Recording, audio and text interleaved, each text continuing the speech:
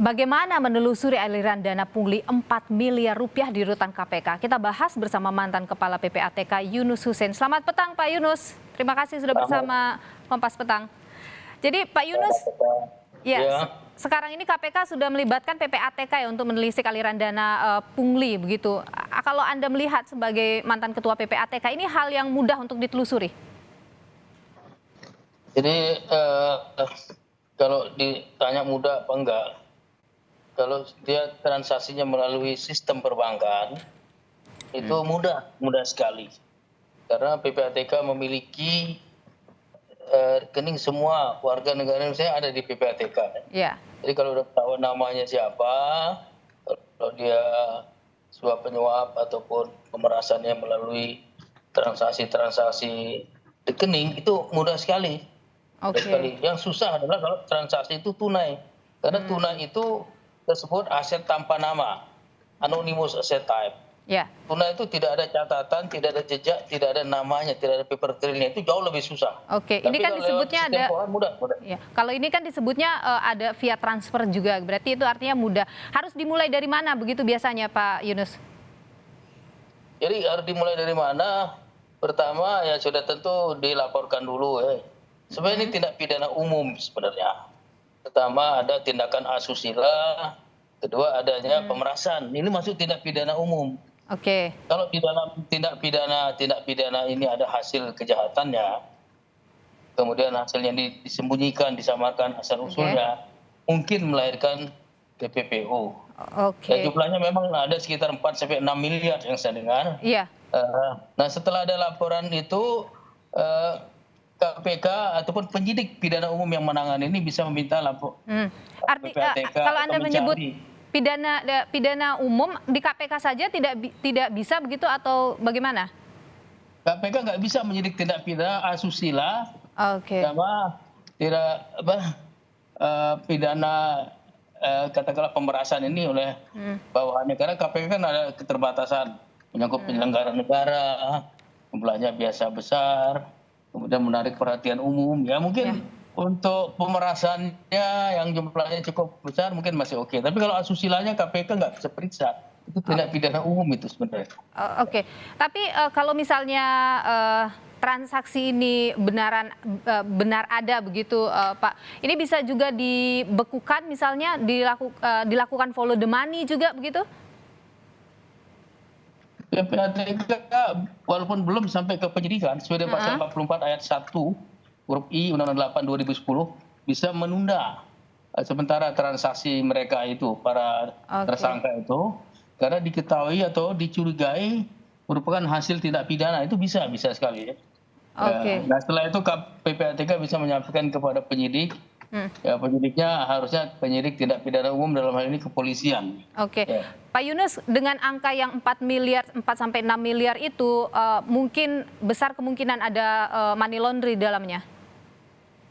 Money laundering itu pertama kalau ada hasil kejahatan, yang kedua kalau ada tindakan yang berusaha untuk menyembunyikan, menyamarkan asal usul hasil kejahatan itu. Kalau unsur itu terpenuhi ya ada pencucian uang sesuai dengan pasal 3, pasal 4 Undang-Undang 8 2010. Pak Yunus, sepengetahuan Anda di zaman Anda misalnya sebagai Kepala PPATK, pernah mendapati juga kasus seperti ini, menelusuri dana pungli di rutan ataupun di lapas? Sebenarnya dulu saya pernah ikut di Satgas Anti Mafia Hukum ya. Soalnya Pak Kuntoro, ada Pak Denny, ada Wakil Jaksa Agung Sasiri. Kita pernah sidak ke lapas dan rutan. Boleh dibilang semuanya ada, pungli, suap, pemerasan itu ada semua.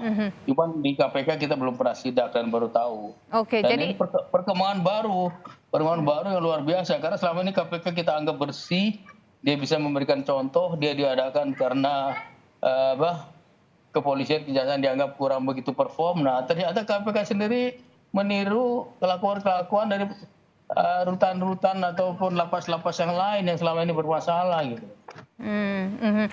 Jadi Pak Yunus, ketika misalnya angkanya begitu besar begitu Pak Yunus ya, kalau misalnya angkanya sebesar ini tidak mungkin 1-2 orang, mungkin saja ini banyak dan terstruktur begitu Pak Yunus? Kemungkinan besar tidak sendiri karena mereka nggak berani bermain sendiri dalam kasus-kasus seperti ini, apalagi tahanan KPK itu kan tempatnya khusus ya. Dan yang tugas kan bukan hanya sendiri. Kalau sendiri saya kira tidak akan berani dan tidak akan berhasil dia gitu. Ya. Oke. Kalau kita lihat KPK-nya sebagai lembaga penegak hukum, instrumennya tentu juga sudah sangat kompleks begitu di dalam. Tapi hal seperti ini terjadi. Apa yang bisa kita lihat di sini, Pak Yunus? Apa yang harus diperbaiki? Pertama, harus dianggap ini masalah yang sangat serius sekali. Karena masa di lembaga penegak hukum yang selama ini reputasinya bagus, sekarang jadi tercemar. Di situ ada tindak pidana asusila, kemudian ada pemerasan atau suap ataupun gratifikasi, harus ditangani sangat serius, jangan dianggap ringan ya oleh pimpinan KPK ataupun Dewas. Itu pertama. Kemudian yang kedua ya harus dilaporkan kepada penyidik tindak pidana umum untuk pidana umum yang dilakukan pelanggaran. Tidak cukup Dewas hanya menghukum dengan hukuman etik saja. Etik menengah. Terus yang ketiga, netizen termasuk media harus mengawasi, mengontrol pelaksanaan penegakan hukum di bidang pelanggaran. Kalau enggak nanti tidak selesai. Ya harus itu. Jadi fungsi masyarakat sebagai pelaku sosial kontrol atau nahi mungkar harus seperti dalam kasusnya Alun, Pramono. Kalau nggak ada masyarakat nggak kebongkar habis. Baik, Pak Yunus terakhir. Jadi kalau misalnya ini melibatkan banyak orang, transaksinya mungkin tidak dari satu orang langsung ke orang yang disuap begitu, artinya berlapis di dalamnya, tetap akan bisa ditelusuri, pasti akan terbuka ya Pak Yunus?